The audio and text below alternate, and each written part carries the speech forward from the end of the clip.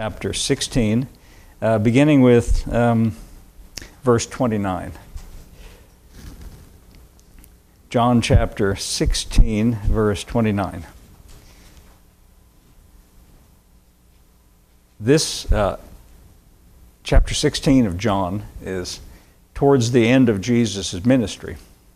For 3.5 years, he had walked with his disciples, and really what he was doing was revealing what the nature of God is really like. Earlier in this section that we're in John, in chapter 14 of John, at the Last Supper, when Jesus was sitting down at his disciples for the last time, one of the disciples said to him, "Show us the Father, and it sufficeth us." That's Old English for "we'll be satisfied." Show us the Father. And Jesus said, "Have I been so long with you, and have you not known me?" He said, "If you've seen me, you've seen the Father." In other words, Jesus, in all that he did in his ministry, was showing publicly and where everyone could see it what God is really like, the true nature of God.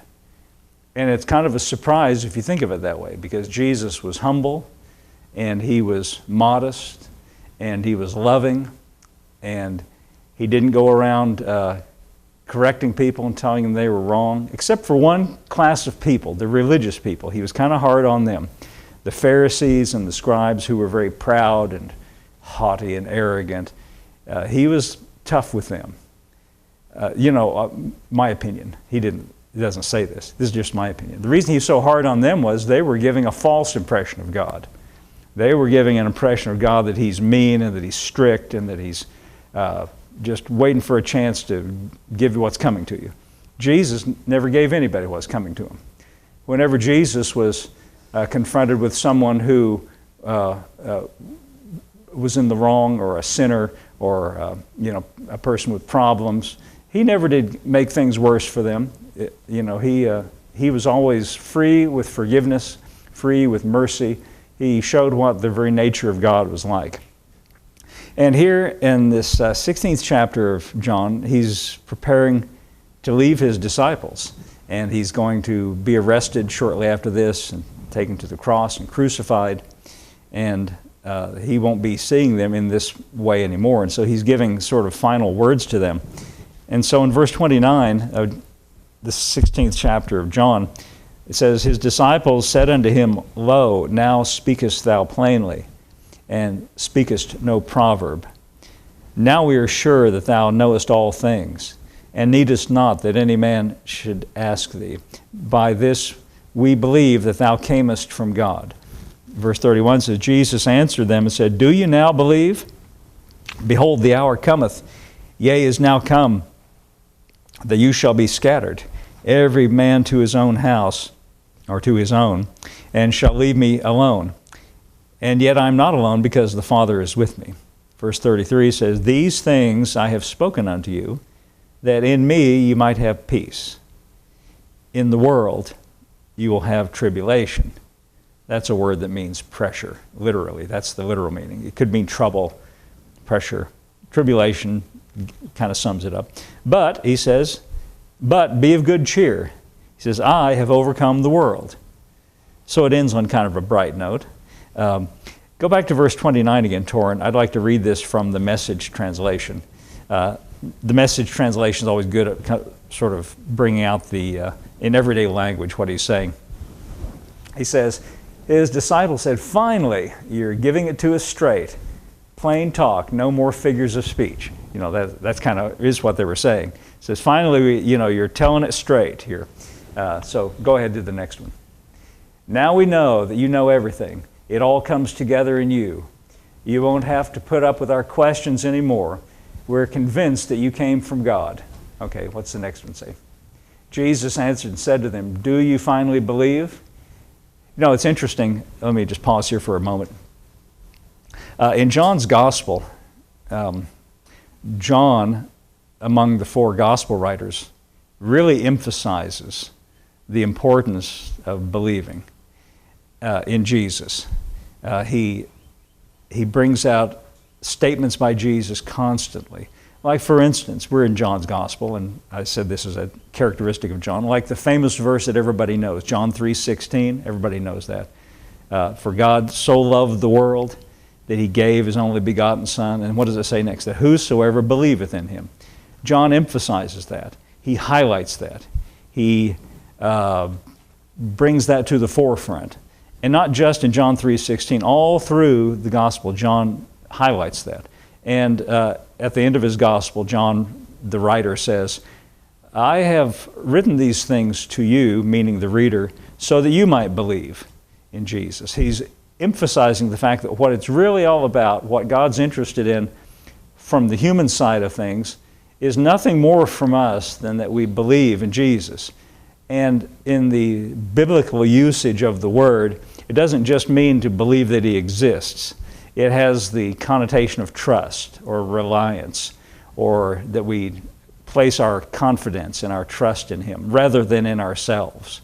Like the religious people we were just talking about, the scribes and the Pharisees. That point of view that they held was really all about trusting in themselves. In fact, Jesus gave a parable one time. And the text said, this parable he spoke to those who trusted in themselves that they were righteous. So if you have this idea that you're going to come up to God someday and he's going to look at your life and say, decide if you were good enough or not. See, that idea means you're trusting in yourself, that you are righteous. Jesus came with another view. Don't trust in yourself that you're righteous. Instead, trust in me. You know, as far as I'm concerned, as far as the Bible is concerned, there's nobody righteous. In fact, it says that. It says that right in the Bible. Right in the text. It says, there's none righteous, no, not one. But there is Jesus. He's righteous. As far as I'm concerned, there's nobody who measures up except Jesus. The rest of us fall short. The Bible says that too. There's nobody who's good enough except Jesus. So, instead of us trying to be good enough, we're supposed to forget about ourselves and put all of our faith and our trust in Jesus, because he's good enough. Does that make sense? So here he says, you know, they just got through saying to him, now you're speaking plainly. Now we believe. And Jesus says, do you really finally believe? Go ahead to the next verse, Torrin. In fact, you're about to make a run for it, saving your own skins and abandoning me. But I'm not abandoned. The Father is with me. Then the next verse. I've told you all this so that trusting me. See how he emphasizes that? That's our obligation. That's our part. And really it's not an obligation. It's really it's an opportunity. You know, it's a benefit. Trusting in him. So I've told you all this so that trusting me, you will be unshakable and assured, deeply at peace. You see what the goal is? I'll just tell you a little secret. If you allow this kind of mindset that I was describing about the scribes and the Pharisees, if you allow that mindset in your mind where you think God's up in heaven looking at your life and he's assessing and judging your life, and, oh, you're not quite doing good enough. If you allow that to get into your mind, that's not trusting in Jesus, that's trusting in yourself. And you will never have any confidence or assurance. What was the other word he used here? Or at peace. That kind of thinking robs you of peace. You can't ever be at peace in your life if that's lurking in the back of your mind. What you've got to do is forget about yourself, quit self-examining yourself, and I didn't say that quite. Quit examining yourself, quit looking at yourself, and instead turn your attention on Jesus and trust in him. Just as you are. See, he knows all about us already, you know. God knows all about us already. And so what he has presented for us is a Savior. And our duty, or our opportunity, either way you want to look at it, is to place our trust not in ourselves but in Jesus. And here's what he says. I've told you all this so that trusting me, you will be unshakable and assured, deeply at peace. That's what he wants you in your life. He wants you to be unshakable and assured, to feel confident. And, listen to what he says, deeply at peace. Now look at what he says next. In this godless world, you will continue to experience difficulties. But take heart, I've conquered the world. That's a good thought. See, the point is, he asks the disciples and us, we're reading over their shoulders, to place our trust in Him. And He says, you know, there's going to be all kinds of pressure in the world, all kinds of difficulties. But don't worry about that. You're trusting in me, and I'm bigger than the world. What did He say here? I've conquered the world. This verse here, verse 33, I like what the Amplified Translation says. Torrin, could you give me that? I've got 3 translations on the computer back there. I've got King James, and I've got the Message, and I've got the Amplified. I probably should have bought some more of them when I was at it. If I'm going to read you some more, I got to look them up. In fact, I thought I had one here. No, it's coming up. Okay, Amplified says, oh, and look at all the words. I have to get my glasses out, but I think I can read it. I have told you these things so that in me you may have perfect peace and confidence. You see that what he wants for us? To be at peace, not in distress or not disturbed or not in turmoil, but be at peace. I've told you these things so that in me you might have perfect peace and confidence. In the world you will have tribulation and trials and distress and frustration. Has anybody found that to be true? Yeah, at various times. Hopefully not all the time. But yeah, as long as you're walking around in this physical world, don't want to be the bearer of bad tidings. As long as you're physically alive in this physical world, there is the potential and the possibility for you to have frustrating experiences. What else did he say? Tribulation, trials, distress, and frustration. Now, I've never been to heaven. I can't tell you firsthand what it is, but I kind of have the feeling and impression that people that are in heaven aren't experiencing any frustration or distress or, what did he say here, trials and tribulations. People in heaven aren't having any of those problems. You follow me? It's people like us. They're walking around in this physical world. They're experiencing those things. And that reminds me of a story, and every time I read this, it prompts me to want to tell you this story. So in case you haven't ever heard this particular little story, when April and I went to Bible school, it was in Tulsa, actually Broken Arrow, which is a little suburb of Tulsa. And the man who founded the school was a man who was a minister for many, many years. His name was Kenneth Hagin, and he founded that school late in his life after he'd been traveling around as a minister for many, many years. And he told a lot of stories about his years when he was traveling in churches, little churches, kind of like this one. He would go and preach, and at the end of the service, he would say, does anybody need prayer for anything? Just like I do. And what he would do is he would bring people up to the front. At least I don't make you do that. And then he would go down the line, pray for them one by one. And so and that was his practice. And so he told this story that he was in church in a certain place, and a woman came in the line for prayer, and he says, how can I pray for you? And she began to cry. And she said, Brother Hagin, I just pray that I'll never have any more trouble. So he said, I put my hand on her head and I said, oh God, kill her right now. Well, thank you for laughing at that. It was meant to be a joke. But he said that she said, no, that's not what I ask you to pray. He said, well, that's the only way you're not going to have any more trouble. So if you leave this world and go to heaven. Now Jesus verifies this here. He says, in the world you will have tribulation and trials and distress and frustration, but be of good cheer. In other words, see, that on the surface seems like something we'd have anxiety about, right? Feel apprehension and distress about. It says, but be of good cheer, take courage, be confident, certain, undaunted. You notice these words, confidence and certainty, how they keep cropping up as I'm reading these. He wants for us to have confidence and certainty and assurance.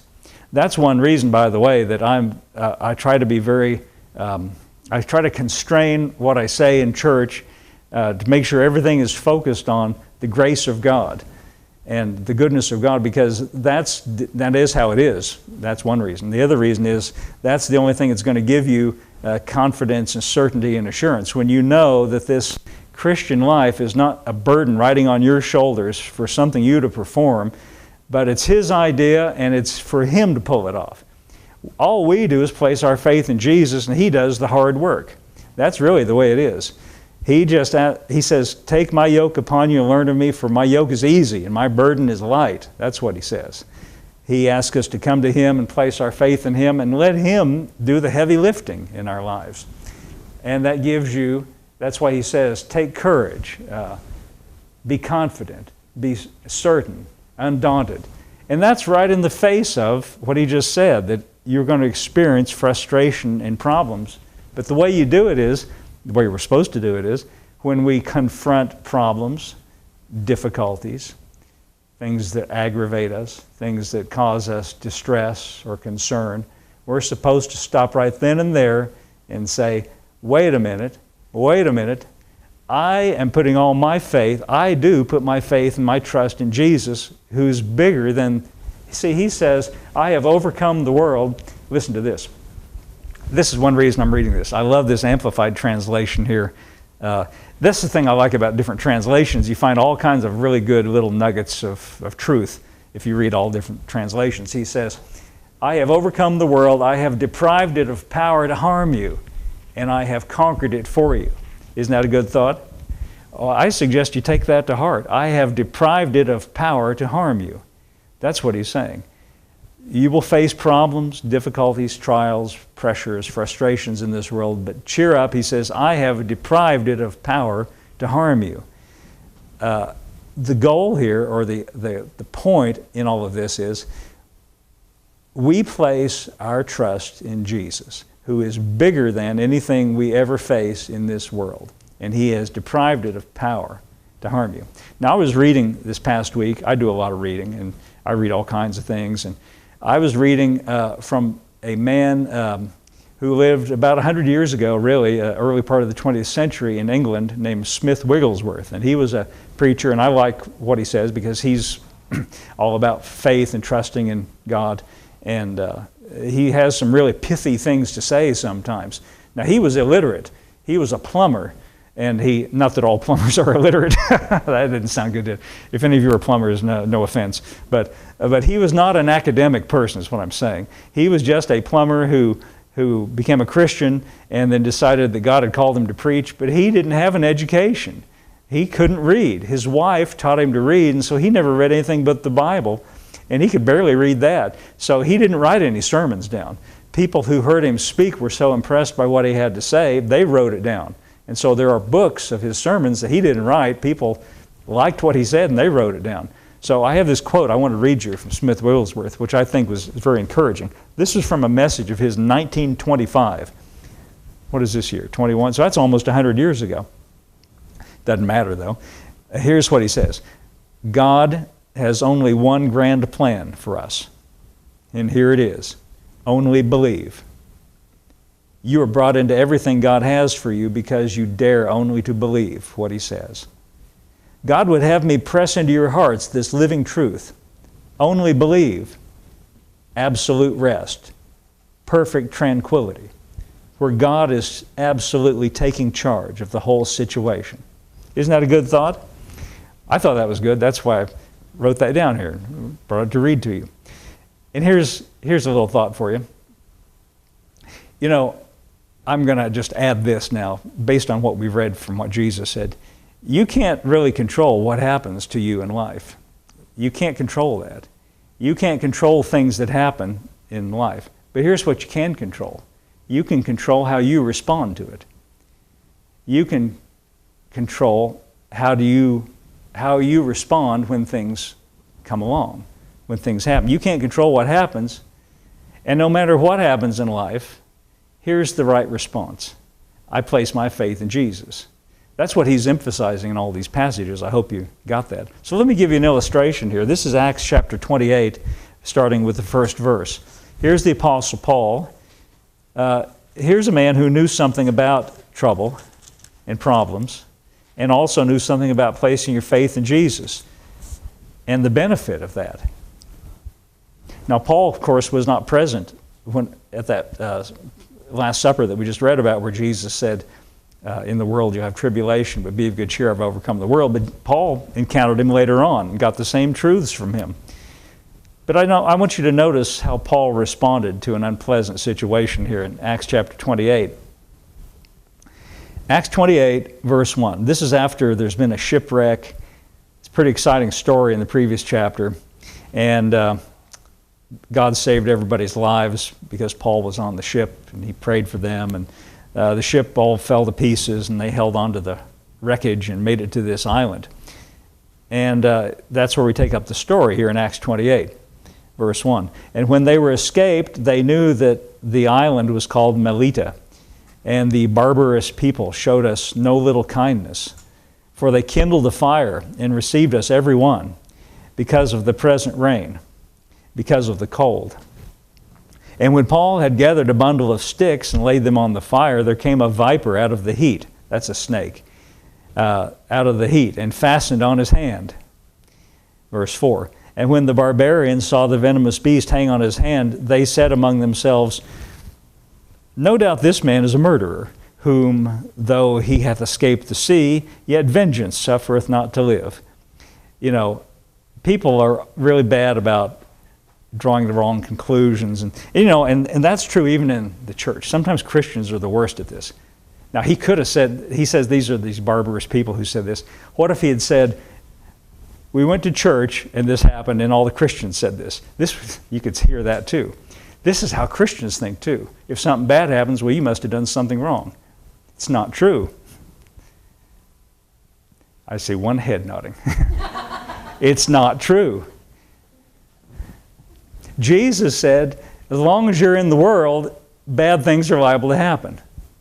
He didn't say if you did something wrong, something bad's going to happen. Just being in the world, something bad is liable to happen. But I don't know how your experience has been. I've been in church situations where Christians acted just like these, he called them barbarous people. I wouldn't dare say that. But people can be very unkind, and it doesn't help any. That kind of thinking. And here's what's worse. You might think that yourself. This is what tends to happen sometimes, especially among Christians. And the reason is because we have a sensitive and a tender conscience. And we tend to think sometimes if something bad happens, the thought goes through your mind, well, what did I do wrong? Well, maybe nothing, or maybe something, but it doesn't make any difference. What difference does it make? It doesn't make any difference. The only thing that matters is I place my faith in Jesus. None of us are perfect anyway. I mean, if you're going to go back and look at your life and dredge up everything in your life, sure, you're going to find some things wrong, but that has nothing to do with it. There's another story, and I don't want to take time and go back and read this right now. I want to stay on point here, but Jesus was walking along with the disciples, and they found this man who was born blind, and the disciples, just like what I'm talking about, they said, well, Jesus, who sinned, this man or his parents, to cause him to be born blind? In other words, somebody must have done something wrong for this to happen. And Jesus said, neither hath this man sinned nor his parents, but that God may be glorified, I must work the works of him that sent me. And then he healed the man's eyes. But see, their thinking was somebody must have done something wrong. Jesus said, that's got nothing to do with it. This is where I like the Message translation. He says, the Message translation says, you're asking the wrong question. You're looking for someone to blame. You see, none of that makes any difference. So here's Paul. He's got a snake hanging off of his hand. I've left him standing there with the snake on his hand. And the barbarous people, or the church people, either way you want to look at it, the barbarous church people said, he must have done something wrong for this to happen. Sorry, I don't mean to be hard on anybody, but if you've never been on the receiving end of those kind of comments, then you don't know what I'm talking about. So Paul's got a choice. Now see, Paul couldn't control the fact that the snake came out of the sticks and bit him on the hand, right? Sometimes we think that. Why did God let this happen to me? Have you ever had a thought like that? Well, you're not supposed to think that way. What you should think is, here's the perspective we should have. Jesus said, as long as you're in the world, there's all kinds of things that can happen. He said, you'll have pressure. As long as you're in the world, you'll have pressure. But be of good cheer. It's almost like he's saying, there's all kinds of things that can happen, but you know what?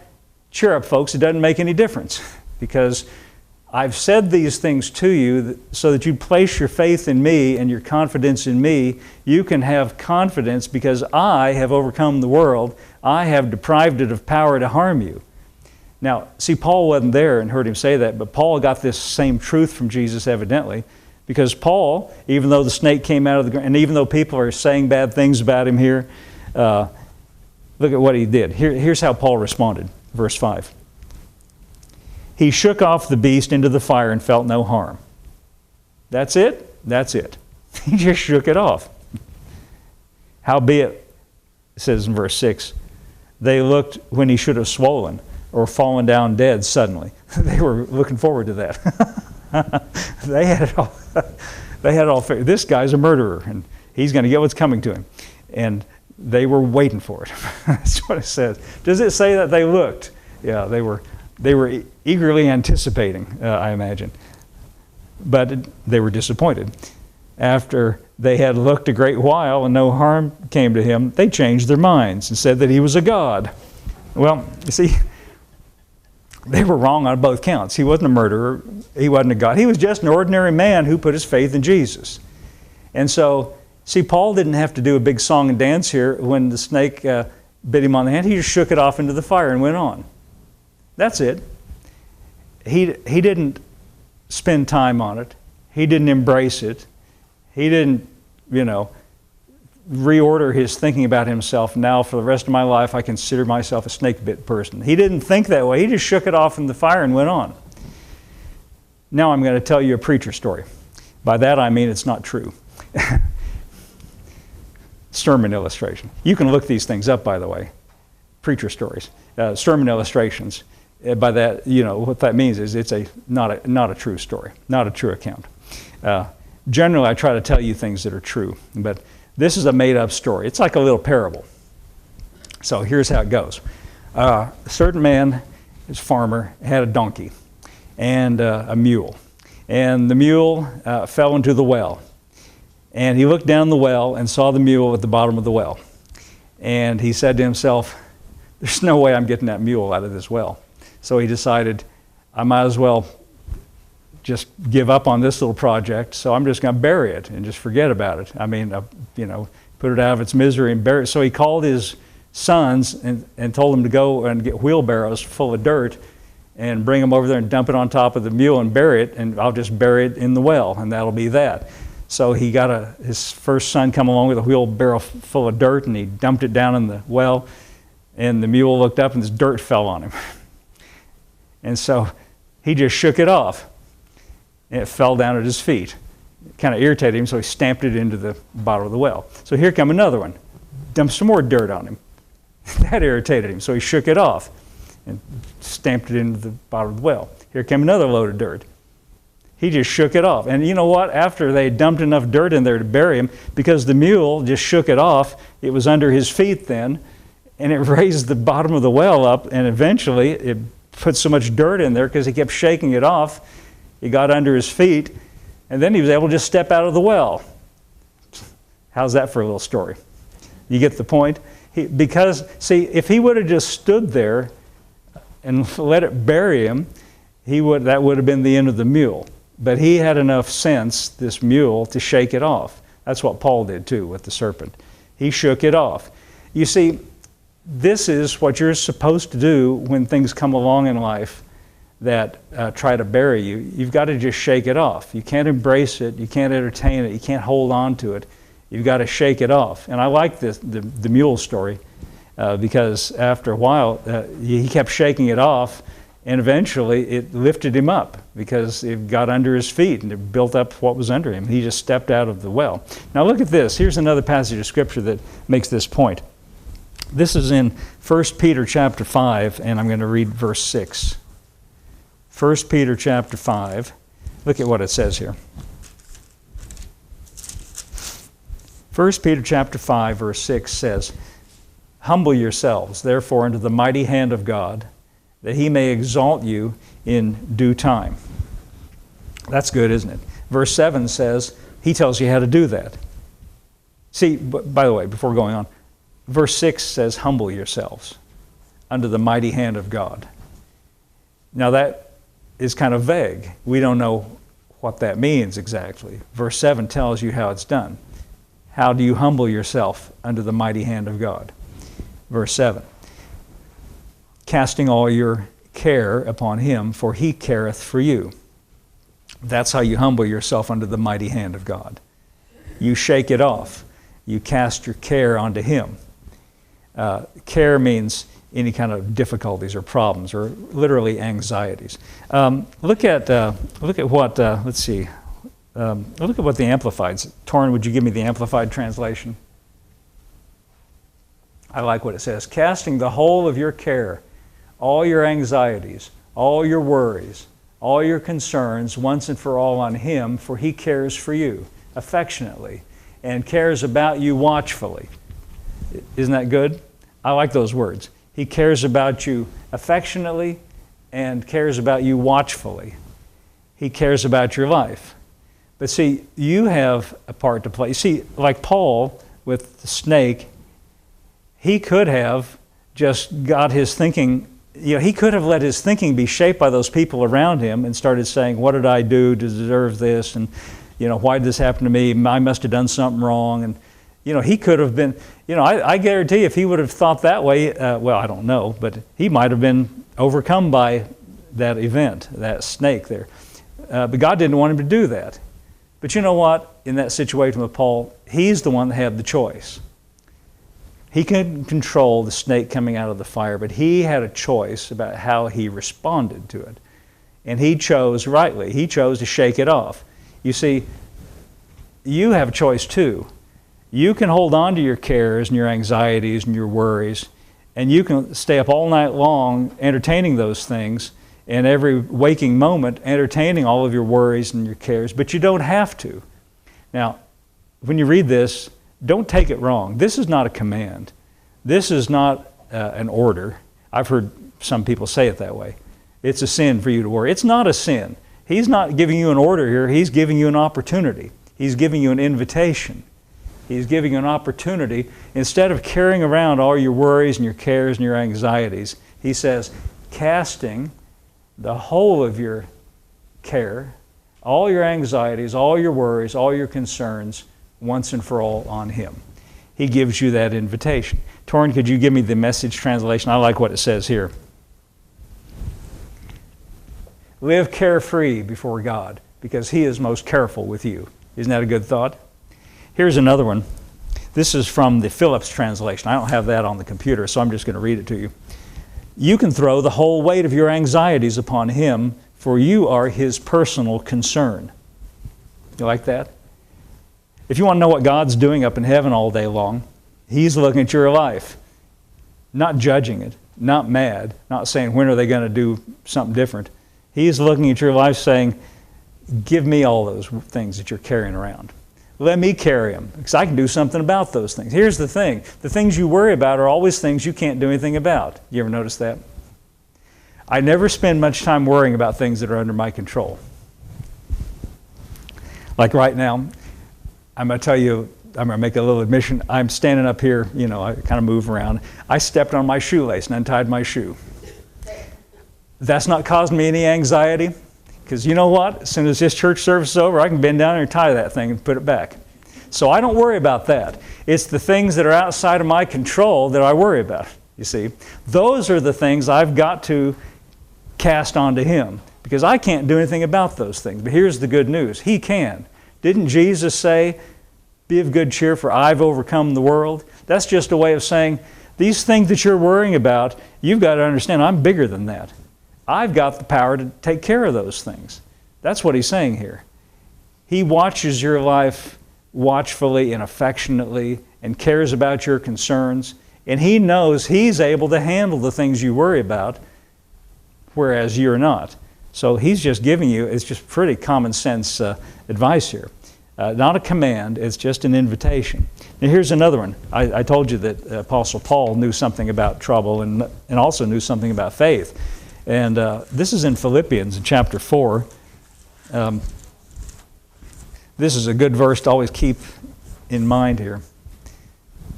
It's interesting how here Peter and Jesus and Paul, they're all saying basically the same thing. Philippians chapter 4, verse 6 says this, and I'm going to read to you the King James translation first. King James translation says, be careful for nothing. Now that doesn't mean be careful like Like when you go on a trip and somebody says, be careful, they mean drive attentively. That's not what it means. It means don't be full of care. Don't be full of care about anything. Be careful for nothing, but in everything. Well, how many things is that? Well, the big things. But you can worry about the little things. No. Everything. In everything. That means everything, doesn't it?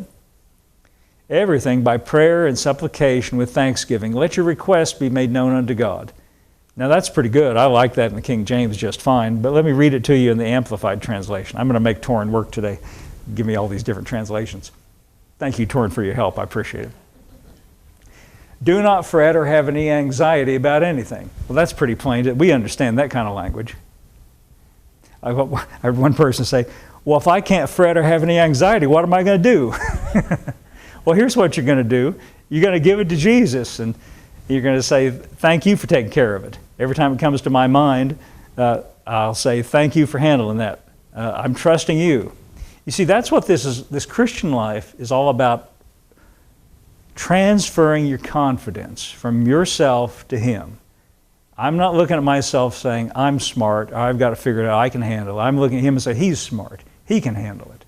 I put all my trust in Him. Do not fret or have any anxiety about anything, but in every circumstance and in everything, by prayer and petition, that means definite requests, with thanksgiving, that's what I'm talking about, thanking Him for handling it, continue to make your wants known to God. That's good. It's pretty plain. Torrin, how about the message now? You knew you were waiting for me to say change again.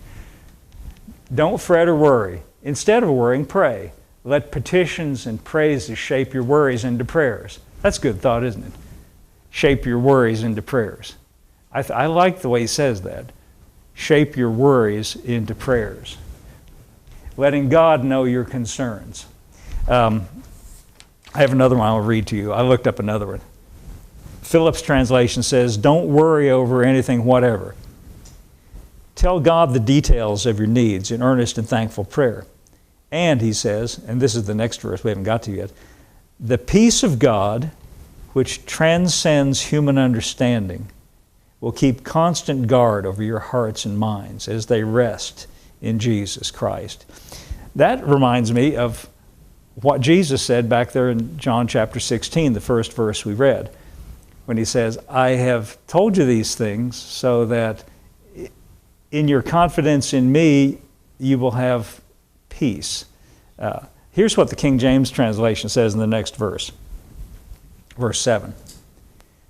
After those verses we just read, verse 6, I'm going to go back to the King James translation now, Torrin, in verse 7. It says, and, this is after you've cast all your cares on Him, and, he says, the peace of God, which passes understanding, shall keep your hearts and minds through Christ Jesus. He's saying that God's peace, it says it passes understanding. That means it's in a separate plane or in a separate level than what you can understand. Because in our minds, see, that's what worry is all about. We try to figure it out. We try to turn it